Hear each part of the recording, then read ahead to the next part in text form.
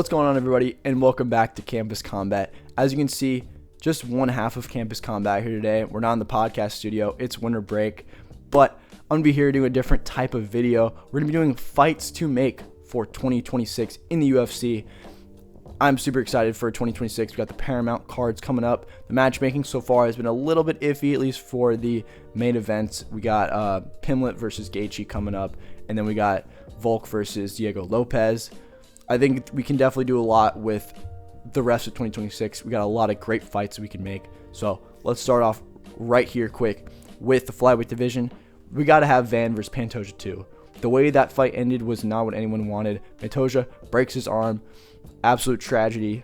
But we need to run that back at some point this year. Pantoja is going to be out for X amount of time. Not really sure when his return is going to be. There's no real timetable yet.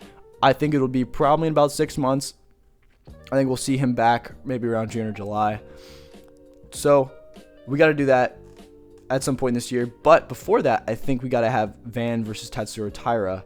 And then I'm saying Van versus Pantoja 2 because I think Van would win against Tatsuro Taira. But whoever wins this fight would face Pantoja because obviously Pantoja's going to get a shot at the title right after he comes back from injury. So Van versus Tatsuro Taira probably going to be in Japan. I know Dana really wants to go to Japan. And he's kind of looking over Pantoja a little bit, which I think is a bit disrespectful, but I think you need to make Van versus Tatsuro Taira next at the flyweight division. But then for bantamweight, got to have O'Malley versus Yan 2. I think the point of this video is these fights need to happen at some point in 2026, not necessarily the next up, but we need a rematch versus O'Malley and Yan 2.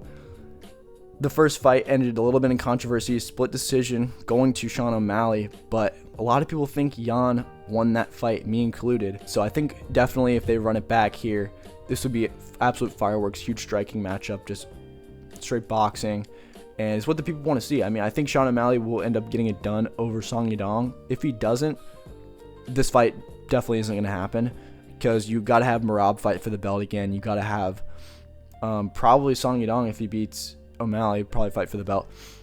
And then also for the bantamweight division, you need to make the matcha matchup, ultimate performative male fight. Peyton Talbot versus Corey Sandhagen. This one would be so fun. I don't think this is the next up for Peyton Talbot. I think he might fight a guy like Ayman Zahabi or a Chito Vera. I think he beats those two guys, either one. And he's got to fight Sandhagen at some point. Winner gets a free subscription to Hentai Haven, something like that. Put it on the line there. The performative male belt instead of the BMF belt, you have the performative male belt. I think we need that in the UFC. So that one definitely I like. Then for featherweight, I have Lerone Murphy versus Movsar Evloev. We need to get this one done right away. I thought that it would be either one of these guys fighting for the belt, not Diego Lopez. So I think these two guys definitely need to fight for the number one contender spot. Don't think necessarily Diego Lopez deserves another title shot. So a bit salty about that. But these two guys absolutely are next up at featherweight for the title shot. So book this fight right now. Fight night main event or co-main of a pay-per-view, whatever it is. This would be a great fight. Super high level. I think Evloev would take this.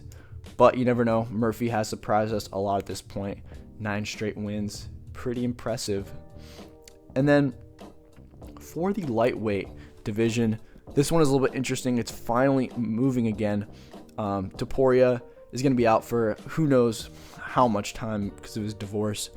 But we do have the first Paramount card. We have Gaethje versus Pimlet. Interesting matchup there. You know, I already talked about it in the last podcast, so I'm not going to say much. But I think we need Arman Tsarukyan versus the winner of Holloway versus Oliveira. Holloway versus Oliveira just announced to be happening in March for the BMF belt. I don't think this will be for the BMF belt. I don't know. I guess it doesn't really matter. BMF belt, in my opinion, doesn't really mean too much. But you need Arman Tsarukyan fighting for a number one contender spot. I know the UFC does not like him, but he absolutely deserves it. Absolutely deserves to fight for a title at some point this year, and you got to have this as a number one contender fight. And then also lightweight, like I said, don't know when Ilya's coming back, but we need Ilya versus Islam. I think this one is more likely to happen at welterweight than lightweight because it seems like Ilya is the one that's kind of chasing Islam, not the other way around. So I think he will have to go up to welterweight to do this, but you need to have this fight. Absolutely generational matchup. Don't know how much longer these guys are going to stay in the UFC. Probably going to retire pretty young, if I had to guess. At least I think Ilya, I don't think he really loves the sport as much as some of these other guys that are in it, but who knows? We really need this fight, though. Ilya versus Islam. Book it for the White House. Who knows? Whatever. All right. So next one we have is Benoit Saint-Denis versus Justin Gaethje. This one is going to be an absolute war. I think you need this at some point in the year. I don't know when, but this one would be absolute fireworks. This one's probably would end in a finish, but it's just going to be a war, straight violence. Both of these guys are hot right now, especially BSD. BSD has been on a big win streak. I think he will get it done against Dan Hooker. And after that, who knows? Maybe he fights Justin Gaethje. This would be a dream fight for me, especially. And then lastly, for lightweight, we have Quillan Salkild, the up-and-coming Australian contender, fighting Michael Chandler. I think this would be a perfect matchup for him. Michael Chandler has kind of been the guy that they feed to the wolves against upcoming contenders. We saw it against Paddy Pimblett. I think they do it again here with Quillan Salkild. He needs to fight in the rankings at some point, very, very soon. I think his next fight is scheduled for the Australia card, but I think he gets that one done pretty easily. So then after that, definitely got to fight in the rankings. I think it should be against Michael Chandler. Would be a great matchup, just a big striking match, and I think Quillan Salkild probably would get the TKO against Michael Chandler. At this point in his career, don't really trust Chandler to get it done against anybody that's somewhat dangerous on the feet. So, moving on to the welterweight division, already mocked a matchup, Ilya versus Islam, but I think probably before that, we need Islam versus Ian Gary. This one, I think Ian Gary is the most deserving contender right now. You could make an argument for Shavkat still, but he's just been out for too long, I think. So Ian Gary, just coming off a win against Bilal Muhammad, most deserving contender. I think you make this fight against Islam Makhachev. I think Islam would easily get this one done, but just to keep the division moving, you kind of need this matchup. And then also at welterweight, this is the one I'm way more excited for. You need Carlos Prates versus Michael Morales. Two strikers, a kill or be killed matchup. This one would be huge. Morales, obviously the bigger guy. This guy's walking around like 210, cuts down to 170. I don't know how he makes 170, but somehow does it. And then Carlos Prates is a skinnier guy, both very long and huge knockout power from either one. This is going to be an absolute war. I think this will happen pretty soon, actually. They'll probably announce this at some point in the next couple months. And then for middleweight, I think for the title, you need Chimaev to fight Nasruddin Imavov, the most deserving contender right now. And Imavov just beat Kyle Baralio. Chimaev says he's going to be out for a little bit, which we obviously knew was going to happen at some point. Chimaev's always taking time off for no freaking reason. I don't understand why he needs to be out for like 6 months after he just beat DDP and didn't take any damage. Whatever. So this fight's probably going to happen at some point in like April or May. But whenever it does happen, it'll be a great matchup. And I think Chimaev probably gets it done. It's hard. It's going to be really hard for anyone to beat Chimaev. So I'd like to see that one though. And then DDP. I think he's going to be taking on Brendan Allen. Brendan Allen just coming off a big win against Rainer de Ritter. Got him out in a fight night main event. Honestly, did not expect him to get it done. I thought Rainer de Ritter was a little bit better, but just off sheer activity, Rainer de Ritter did have a couple fights last year. I don't think he is necessarily worse than Brendan Allen, but obviously couldn't get it done, so that's on him. So you need to do Brendan Allen versus DDP. I think this would be a great matchup. Something we've kind of been thinking of for a couple of years now, but we're kind of at the point in both their careers where we can make this matchup happen. So let's get that done. And then MVP versus Israel Adesanya, another matchup that people have been wanting for a couple of years now, especially when MVP was over in Bellator, just can crushing. We wanted MVP versus Israel Adesanya to challenge for the belt. At this point in their careers, neither of them are going to touch gold, but this would be a huge, fun matchup, striking two lanky strikers. in middleweight. This one has a chance to be just kind of fainting at range, kind of a bullshit fight, but it could also be fireworks, so who knows. We need to get this one done also. And then moving on to the light heavyweight division, I think Pereira will defend his belt next against Carlos Ulberg. This one I feel like just makes the most sense because Ulberg just came off a win against Dominic Reyes, is the top contender. Him and Yuri are top contenders, but Pereira's already fought Yuri twice and knocked him out twice. It doesn't make sense for this trilogy against Yuri, especially at this point in Pereira's career. Don't know how much longer he's going to be fighting again. We need to get him against a fresh new contender. I think this, or I'm going to talk about another possible matchup for Pereira just in a second here. But I think first and foremost, probably do Pereira versus Ulberg, and then you can move on to other endeavors, right? So, also in the light heavyweight division, I have Yuri fighting Ankalaev. This one would be super fun. Great matchup again. I think Yuri has what it takes to beat Ankalaev. Anything to beat Ankalaev. Just somebody just beat him. Push this guy down the rankings. I don't want to see this guy fight for the belt ever again. Don't get me started about Ankalaev. Stop. Anyway, I think Yuri would get it done against Ankalaev. At least I hope so. I love Yuri so much. I bring guys to my village. I will beat Ankalaev. Let's go for that. Thank you.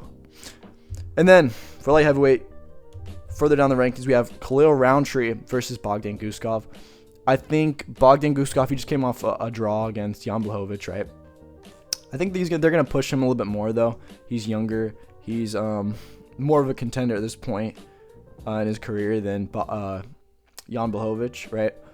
I think he fights a guy coming off a loss like Khalil Roundtree, but I think he gets put out. I think there's no way he wins this, but it would be a great. I mean, he could win this. I'm not gonna rule it out here. I think this would be a great fight. That's why I want this to happen. This would be a huge striking matchup, just absolute violence. Both these guys pretty similar styles. Guskov has gotten a couple knockouts, couple finishes in his career so far. Pretty exciting new contender in the light heavyweight weight class. And then Khalil Roundtree has been here for a long time. You know how it is. He's like a top 5, top 7 gatekeeper. So if Guskov is able to beat him, then he is solidified himself as a top contender. But we'll see what happens. We definitely need this one, though. And then for the heavyweight weight class, we obviously need Aspinall versus Gane. We need this fight to happen again. After how the first one ended with the eye poke, it's just there's more hype than ever about it now. People were talking about the eye poke. They're like, "Oh, did Aspinall fake it?" I know Natalie. She thinks Aspinall is faking it, which I think is BS.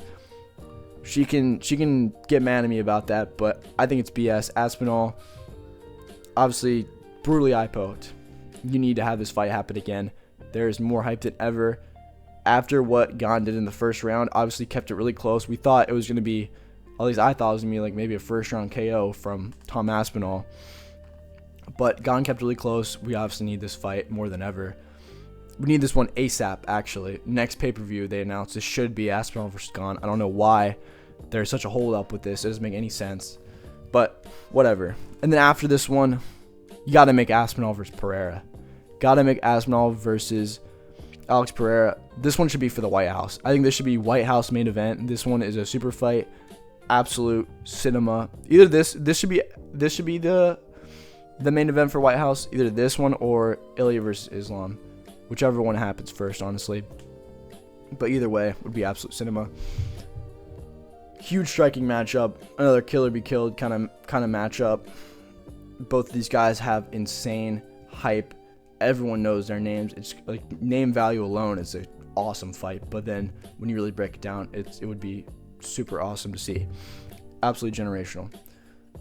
And then for the last matchup of the video, I have Waldo Cortez Acosta, Salsa Boy, fighting Curtis Blades. If you want to be a top contender in the heavyweight weight class, you got to go through Curtis Blades. Come on, everyone knows Curtis Blades run this shit. I think he will get it done. Curtis Acosta will get it done against Derek Lewis. After that, he may get a title shot, but I think there's a little bit too much of a logjam now since they haven't made Aspinall versus Gane yet. So I think winner of this one would fight Curtis Blades. Probably going to be Cortez Acosta fighting Curtis Blades. would be an awesome matchup. Huge title eliminator fight. But that's going to do it for the video, guys. Let me know in the comments what I missed, what fights that you guys want to see. I think I covered pretty much all the bases, but I definitely missed a few. I think there could have been some more in here, but let me know what you guys think, and we'll see you again in the next one.